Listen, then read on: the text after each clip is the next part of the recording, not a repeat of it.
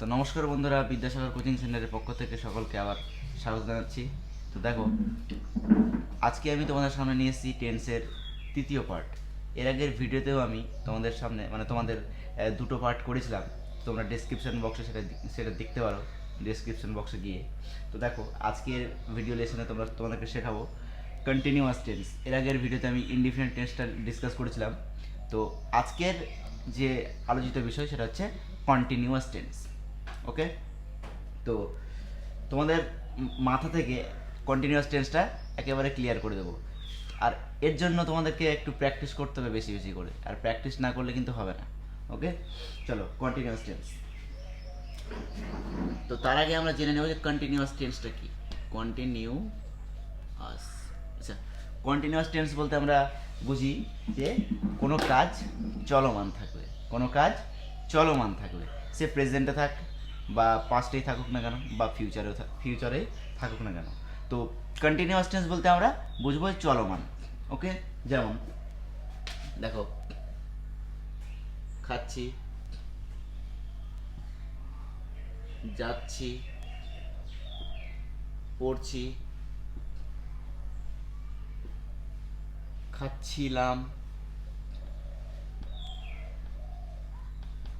যাচ্ছিলাম,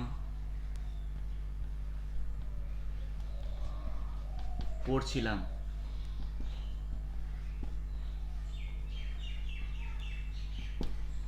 এবার খাইতে থাকিব,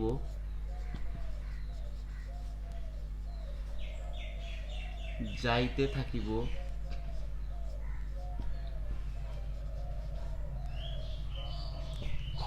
আর পড়িতে থাকিব।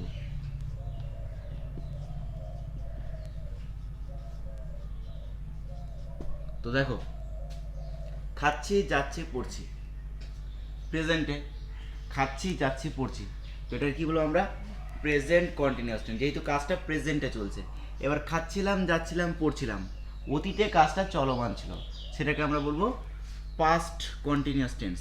আর যেটা খাইতে থাকিব, যাইতে থাকিব, পড়িতে থাকিব, মানে এখনো যেটা হয়নি, ফিউচার কন্টিনিউয়াস টেন্স। ওকে, মানে ফিউচারে কাজটা চলমান থাকবে। তো প্রথমে আমরা আসবো প্রেজেন্ট কন্টিনিউয়াস টেন্সে। ওকে,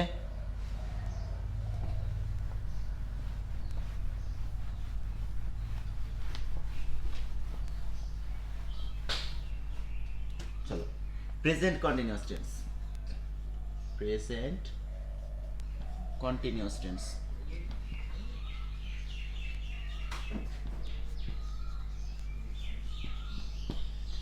ওকে, তো প্রেজেন্ট কন্টিনিউয়াস টেন্স বলতে আমরা কি বুঝবো? বর্তমানে কোনো কাজ চলছে, বর্তমানে কোনো কাজ চলছে, অথবা মানে নিকট ভবিষ্যতে কাজটি চলবে। নিকট ভবিষ্যৎ বলতে আমি আজ রাতে কলকাতা যাব, আমি আজ রাতে দিল্লি যাব, তো কাজটা খুব নিকটে ঘটবে, এই জন্য সেটাকে আমরা কি বলবো? প্রেজেন্ট কন্টিনিউয়াস টেন্স বলবো, নিকট ভবিষ্যৎ হলেও। I am going to Kolkata tonight, I am going to Delhi tonight, এটাকে আমরা প্রেজেন্ট কন্টিনিউয়াস টেন্স বলবো। এবং বলতে পারি যে বর্তমানে কোনো কাজ চলছে। ওকে, চলো এবারে আমরা আসবো প্রেজেন্ট কন্টিনিউয়াস টেন্সের রুলসে। আমি সংজ্ঞাটা বললাম, এবার আমরা আসবো রুলসে।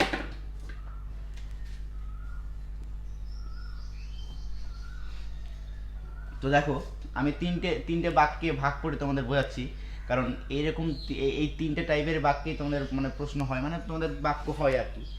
তো এরকম থ্রি টাইপের, মানে অ্যাফার্মেটিভ, নেগেটিভ অ্যান্ড ইন্টারোগেটিভ, হ্যাঁবাচক, নাবাচক এবং প্রশ্নবাচক। ওকে, তো দেখো,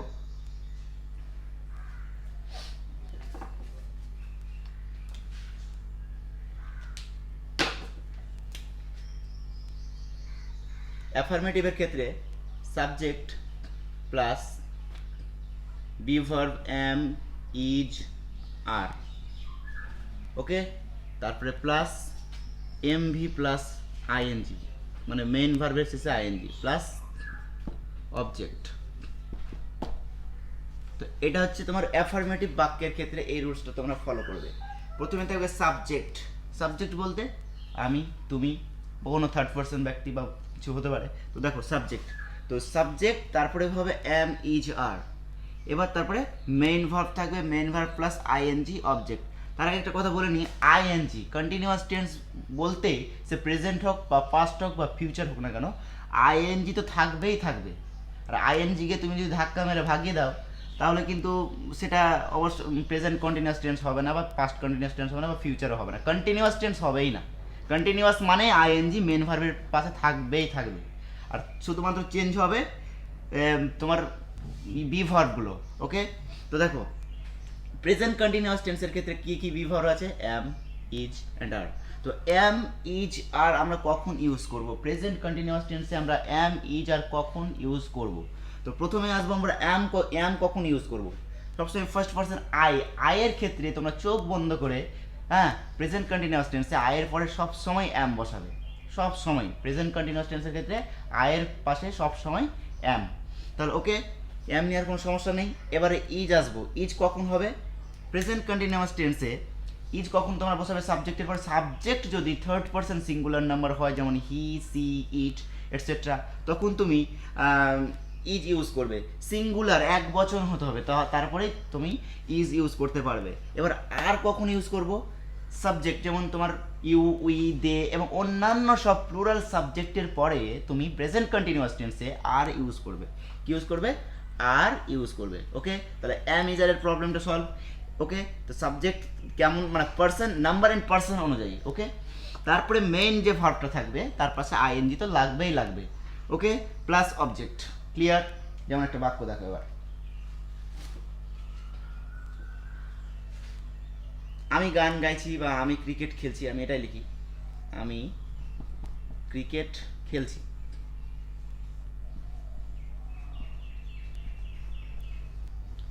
আমি ক্রিকেট খেলছি, আমি বই পড়ছি, আমি নাচ করছি, কাজটি প্রেজেন্টে চলমান আছে। ওকে, তো আমি ক্রিকেট খেলছি, তাহলে কি হবে? প্রথমে আমি, আই, ফার্স্ট পারসন, আর আয়ের পরে সবসময় কোন অক্সিলারি ভার্ব হয়? হেল্পিং ভার্ব হয় এম। চোখ বন্ধ করে প্রেজেন্ট কন্টিনিউয়াস টেন্সে আয়ের পরে সবসময় এম হবে। আই অ্যাম, মেন ভার্ব কি? খেলা, তাই তো? আই অ্যাম প্লে, প্লে মানে খেলা। আচ্ছা, মেন ভার্ব প্লে, তার সাথে ING, I am playing cricket, ক্রিকেটটা অবজেক্ট। ওকে, এবার যদি বলি সে ক্রিকেট খেলছে, তাহলে আমির জায়গায়, হ্যাঁ, কি করব? সে লিখে দেব। সে ক্রিকেট খেলছে। ভালো করে দেখো, তাহলে সাবজেক্টটা কি আমি ছিল তখনকার, এখন কি হলো? সে হয়ে গেল, সি বা হি। ওকে, তাহলে এটা তো থার্ড পারসন সিঙ্গুলার নাম্বার, তাহলে তুমি কি বসাবে? ইজ। তাহলে he is playing cricket. Affirmative বাক্য। ওকে, এবার যদি বলি সে নয়, তাহারা ক্রিকেট খেলছে বা তারা ক্রিকেট খেলছে, তারা ক্রিকেট খেলছে। তো তারা যেহেতু কি হলো, তাহলে এটা প্লুরাল না, প্লুরাল সাবজেক্ট। ওকে, তাহলে কি হলো? তারা, দে, অবশ্যই আর। আমি বলেছি প্লুরাল সাবজেক্টের পরে সবসময় প্রেজেন্ট কন্টিনিউয়াস টেন্সে আর হয়, তাহলে দে আর প্লেয়িং ক্রিকেট। কমপ্লিট। তাহলে অ্যাফার্মেটিভ বাক্য এরকম। এবার নেগেটিভ বাক্য আমরা বলতে কি বুঝবো? কিচ্ছু না, নেগেটিভ বাক্যে শুধু তোমরা কি করবে? এম, ইজ, আর পরে, অর্থাৎ বি ভার্বের পরে, বি ভার্বের পাশেই এম এর পাশে বা ইজের পাশে বা আর এর পাশে পরে কি করবে? নট যুক্ত করে দেবে, তাহলেই হয়ে গেল নেগেটিভ বাক্য। তাছাড়া নেগেটিভ বাক্যে কিচ্ছু নেই। এবার আমরা আসবো ইন্টারোগেটিভ বাক্যে। তো প্রেজেন্ট কন্টিনিউয়াস টেন্সে ইন্টারোগেটিভ বাক্যের রুলসটা কি? এটাতেও কিছু নেই, কিছু নেই, দেখো ভালো করে, মানে প্রশ্নবোধক বাক্য, কোয়েশ্চেন করবে। ওকে, এখানে তোমরা কি করবে? বি ভার্বটাকে আগে লাগিয়ে দিবে, মানে সাবজেক্টের আগে এম অথবা ইজ অথবা আর, এটা বি ভার্বটা কি হবে? সাবজেক্টের আগে হবেই হবে ইন্টারোগেটিভ বাক্যে বা প্রশ্নবোধক বাক্যে। প্লাস সাবজেক্ট, আমি বললাম সাবজেক্টের আগে, তাহলে am, is, are plus subject plus MV plus ING plus object আর প্লাস জিজ্ঞাসা চিহ্ন। ওকে, তাহলে একটা সাবজেক্ট, ওই বাক্যটাকে আমি লিখি, তাহলে কি? আমি কি ক্রিকেট খেলছি, বা তারা কি ক্রিকেট খেলছে, বা সে কি ক্রিকেট খেলছে, এরকম একটা বাক্য লিখে তাহলে কি হবে? আচ্ছা, আমি কি ক্রিকেট খেলছি, দেখো লিখছি, আমি কি ক্রিকেট খেলছি, জিজ্ঞাসা। তো দেখো সরি প্রথমে কি হবে, আমি কি বলেছিলাম, এম ইজ আর, প্রথমেই সাবজেক্টের পরে আসবে ভি ভার্ব। তাহলে আই যেহেতু ফার্স্ট পার্সন, তাহলে অবশ্যই এম, প্রথমে আমরা নিয়ে আসবো এম কে, তাহলে এম আই। এবার মেন ভার্ব কে, প্লে, এম আই প্লে, তার সাথে আইএনজি, এম আই প্লেইং, কারণ কন্টিনিউয়াস টেন্সে অবশ্যই আইএনজি থাকতেই হবে, আইএনজি মাস্ট। ওকে, তাহলে এম আই প্লেইং ক্রিকেট, জিজ্ঞাসা চিহ্ন, কমপ্লিট। তাহলে আমাদের প্রেজেন্ট কন্টিনিউয়াস টেন্স কমপ্লিট। আশা করি তোমাদের মাথায় একেবারে ঢুকে গেছে। এবারে আমরা আসবো পাস্ট কন্টিনিউয়াস টেন্সে।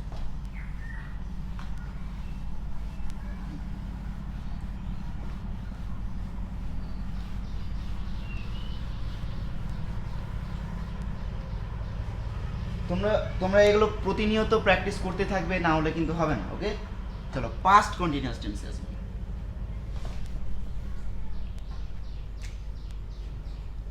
পাস্ট,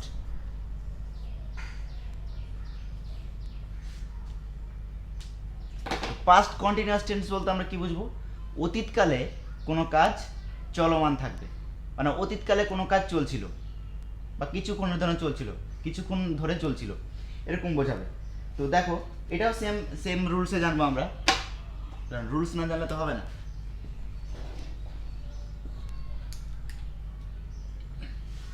তো দেখো, যেরকমটা তোমরা প্রেজেন্ট কন্টিনিউয়াস টেন্সে শিখলে, তাহলে পাস্ট কন্টিনিউয়াস টেন্সে অ্যাফার্মেটিভ বাক্যে আমরা কি লিখবো? প্রথমে থাকবে সাবজেক্ট প্লাস, এখানে বিভার্ব এম ইজ আর নয়, এখানে থাকবে বিভার্ব ওয়াজ ওয়ার, ওয়াজ অথবা ওয়ার। আমি বলছি কখন ওয়াজ হবে কখন ওয়ার হবে। দেখো, subject plus was were plus MV plus ING, subject plus was were plus MV plus ING plus object. Okay, তো এই রুলসটা দেখো, তো subject plus was were plus MV plus ING plus object. তা আইএনজি তো থাকছে, আমি বলেছি না, প্রেজেন্ট কন্টিনিউয়াস টেন্স হোক বা পাস্ট হোক বা ফিউচার হোক, কন্টিনিউয়াস টেন্স বলতে আইএনজি থাকবে, এটা মাথায় রাখতে হবে। ওকে, তো subject plus was were plus MV plus ING plus object. তো এবার আমি বলবো কখন ওয়াজ ইউজ করবে তোমরা আর কখন ওয়ার ইউজ করবে পাস্ট কন্টিনিউয়াস টেন্সে। পাস্ট কন্টিনিউয়াস টেন্সে বিভার্ব ওয়াজ অ্যান্ড ওয়ার তোমরা কখন ইউজ করবে। ওকে, তো দেখো, সাবজেক্ট ফার্স্ট পারসন এবং third person, subject first person যেমন I, third person singular number হলে তোমরা ওয়াজ ইউজ করবে, ফার্স্ট পারসন আই হলে তোমরা তার পাশে ইউজ করবে আয়ের পরে এম নয়, এটা পাস্ট কন্টিনিউয়াস টেন্স, তাহলে তোমরা আয়ের পাশে ওয়াজ ইউজ করবে, I was. Okay, first person আমি বলে দিলাম, first person and third person singular number হলে, সিঙ্গুলার নাম্বার অবশ্যই সিঙ্গুলার নাম্বার হলে তাহলে তোমরা সাবজেক্টের পরে সবসময় ওয়াজ ইউজ করবে। আর ওয়ার কখন ইউজ করবে? উই, ইউ, দে এবং অন্যান্য সব প্লুরাল সাবজেক্টের পরে তোমরা ওয়ার ইউজ করবে। ওকে, চলো অবধি ক্লিয়ার। এবার একটা বাক্যের মাধ্যমে, একটা এক্সাম্পলের মাধ্যমে বুঝি, এই রুলসটা ফলো করে। আমি গান গাইছিলাম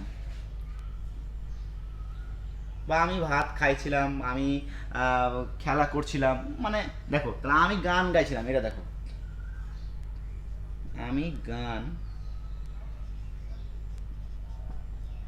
গাইছিলাম।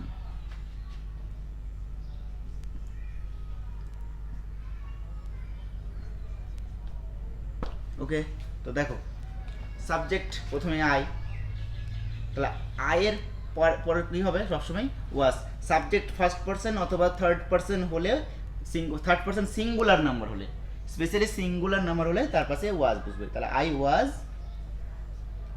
গাওয়ার ইংলিশ কি? Singing, I was singing song.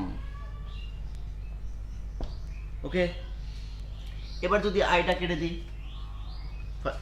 এটাকে যদি আমি সে করে দিই, সে গান গাইছিল বা তিনি গান গাইছিলেন, তো কী হবে দেখো, হি বা সি করতে পারো, তাহলে হি ওয়াজ সিঙ্গিং সং। ওকে, আচ্ছা এবার এই বাক্যটাকে যদি আমরা নেগেটিভ বাক্যে করি, মানে না বাচক করি, তাহলে কিছুই না, নেগেটিভ বাক্যে ওয়াজ আর ওয়ার পরে তোমরা নট ইউজ করবে, তাহলে হয়ে গেল। যেমন he was not singing song, I was not singing song. Okay, তো নেগেটিভ বাক্য কিছুই না, শুধুমাত্র নট ইউজ করতে হবে অক্সিলারি ভার্ব অথবা বি ভার্ব অথবা হেল্পিং ভার্বের পরে। ওকে, তো দেখো এবার আমরা আসবো যে অ্যাফার্মেটিভ বাক্য হয়ে গেল, নেগেটিভ বাক্য হয়ে গেল এর মাধ্যমে। এবার আমরা আসবো যে কি করে পাস্ট কন্টিনিউয়াস টেন্সে ইন্টারোগেটিভ বাক্য কিভাবে ইউজ করে। দেখো, মানে প্রশ্নবোধক বাক্য।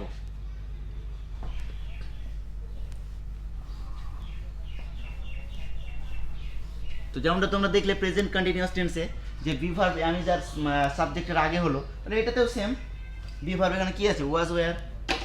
তো ওয়াজ ওয়্যার অবশ্যই সাবজেক্টের আগে হবে, সেটা অবশ্যই নাম্বার এবং টেন্স অনুযায়ী। Was were plus subject plus verb plus ING plus object plus জিজ্ঞাসা চিহ্ন। ওকে, আমি কি গান গাইছিলাম বা সে কি গান গাইছিল, দেখো তো কি হবে বাক্যটা, যদি ওই বাক্যটাকে আমি লিখি তাহলে যেহেতু এখানে এটা সাবজেক্টের আগে হবে, তাহলে আমি কি গান গাইছিলাম, তাহলে কি হবে, was I singing song. Complete. এরকম করে তোমরা ইন্টারোগেটিভ বা প্রশ্নবোধক বাক্য বা তোমরা ইউজ করবে। ওকে, পাস্ট কন্টিনিউয়াস টেন্সে। তাহলে present continuous tense and past continuous tense এখানে কমপ্লিট। এবারে আমরা আসবো ফিউচার কন্টিনিউয়াস টেন্স।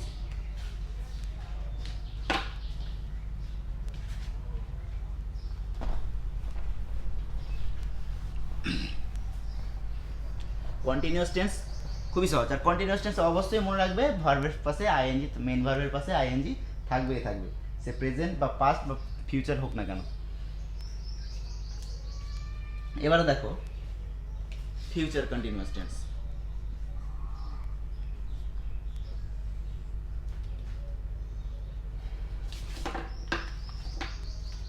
তো দেখো ফিউচার কন্টিনিউয়াস টেন্স বলতে আমরা কি বুঝবো, ভবিষ্যতে কোনো কাজ চলমান থাকবে, মানে ভবিষ্যতে কাজটা চলতেই থাকবে, বা কাজটি কখন শুরু হবে কখন শেষ হবে কিচ্ছু বলবে না, ভবিষ্যতে কাজটি চলতে থাকবে। ওকে, কন্টিনিউয়াস টেন্স বলতে আমরা এটাই বুঝি যে কাজটি চলমানই থাকবে, কাজটি কখন শুরু হয়েছিল কখন গিয়ে শেষ হবে না। মানে প্রেজেন্ট কন্টিনিউয়াস টেন্সের ক্ষেত্রে আমরা কি বুঝলাম, যে কাজটি বর্তমানে চলছে, কখন শুরু হয়েছে কখন গিয়ে শেষ হবে এগুলো বলছে না, কাজটি চলছে। এবার যদি পাস্ট কন্টিনিউয়াস বলি তাহলে কি বললাম, যে অতীতকালে কোনো কাজ চলমান থাকবে, কাজটি কখন শুরু হয়েছিল কখন গিয়ে শেষ হলো এটা আমরা বুঝতে পারছি না, আমরা বুঝতে পারলাম যে কাজটি অতীতে চলমান ছিল। এবার আমরা ফিউচার কন্টিনিউয়াস টেন্স বলতে কি বুঝবো, যে ভবিষ্যৎকালে কোনো কাজ চলমান থাকবে। ওকে, তো দেখো আবার রুলস অনুযায়ী জানবো আমরা, সেম একই প্রসেস, দেখো রুলস অনুযায়ী। ওকে,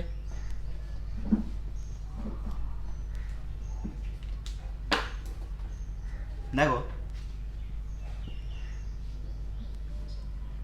subject plus shall be plus will be plus MV plus ING plus object. Affirmative বাক্যের ক্ষেত্রে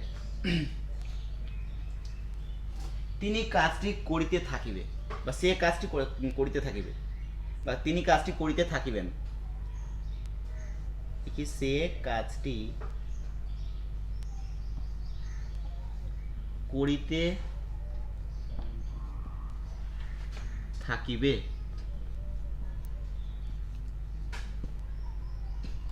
তাহলে ফিউচার কন্টিনিউয়াস টেন্স বলতে দেখবে বাংলাতে যদি তোমরা বোঝার চেষ্টা করো, তাহলে তে থাকিবে, তে থাকিবা, এগুলো তে থাকিবে, করিতে থাকিবে, খাইতে থাকবে, গাইতে থাকবে, নাচিতে থাকবে, পড়িতে থাকিবে, এটসেট্রা এটসেট্রা। ওকে, তাহলে সে কাজটি করিতে থাকিবে, তাহলে সে কাজটি করে থাকবে, তো সাবজেক্ট হি বা সি ইউজ করতে পারো।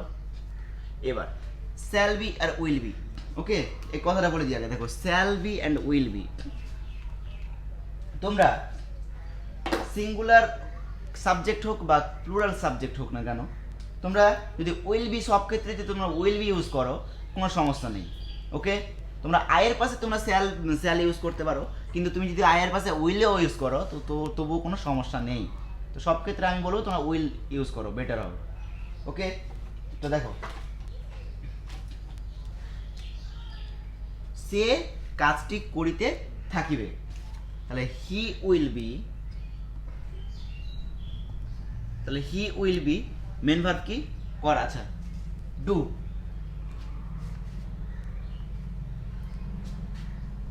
হি উইল বি ডুইং, ডু এর পাশে আইএনজি, তাহলে he will be doing the work. Okay, যদি বলি তাহারা কাজটি করিতে থাকিবে, এসে আমি কি বললাম, সাবজেক্ট সিঙ্গুলার হোক কিংবা প্লুরাল হোক, কার ক্ষেত্রে, ফিউচার কন্টিনিউয়াস টেন্সের ক্ষেত্রে সাবজেক্ট তোমার সিঙ্গুলার নাম্বার হোক, এক বচন হোক বা বহু বচনই হোক না কেন, তোমরা সবসময় উইল বি ইউজ করবে। কি বললাম, উইল বি ইউজ করবে। ওকে, তো কি হলো এখানে দিয়ে, যদি তোমরা এখানে দেখো সাবজেক্ট প্লুরাল সাবজেক্ট হতো না দে বা উই, তাহলেও তোমরা কিন্তু উইল বি ইউজ করবে। ওকে, আচ্ছা এই বাক্যটাকে যদি আমি নেগেটিভ বাক্যে পরিবর্তন করি তাহলে কি হবে, দেখো ফিউচার কন্টিনিউয়াস টেন্সের ক্ষেত্রে কি হয়, ফিউচার কন্টিনিউয়াস ক্ষেত্রে যদি তুমি বাক্যটাকে নেগেটিভ বাক্যে বানাও তাহলে নটটা তোমরা কোথায় লাগাবে, নট তো ইউজ করতে হবে নেগেটিভ বাক্যে, তাহলে কোথায় লাগাবে, সেটা লাগাবে উইল এবং বি এর মাঝামাঝিতে, মানে বি এর আগে, সবসময় বি এর আগে এবং উইলের পরে, মানে ব্যাপারটা হবে উইল নট বি, সবসময় উইল নট বি, উইলের পরে নট আর বি এর আগে নট, উইল নট বি, নটটা তোমরা নেগেটিভ বাক্যে সবসময় বি এর আগে লাগাবে। ওকে, যেমন এটা হতো, যদি এটা আমি নেগেটিভ বাক্যে করতাম তাহলে কি হতো, he will not be doing the work, he will not, নটটা আমি বি এর আগে লাগাবো। ওকে, নেগেটিভ বাক্যে। এবার আসবো আমরা প্রশ্নবোধক বাক্যে, মানে ইন্টারোগেটিভ সেন্টেন্স, ফিউচার কন্টিনিউয়াস টেন্সে।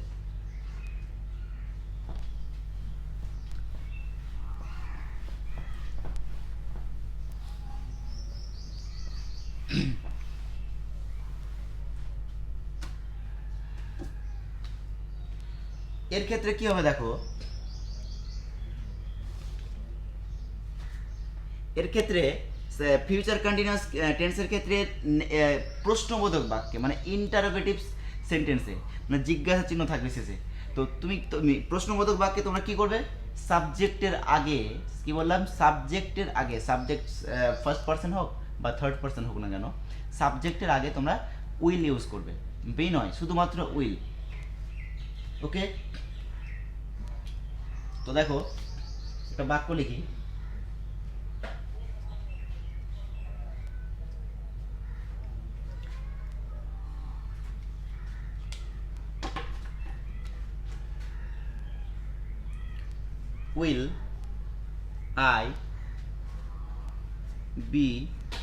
will I be playing cricket?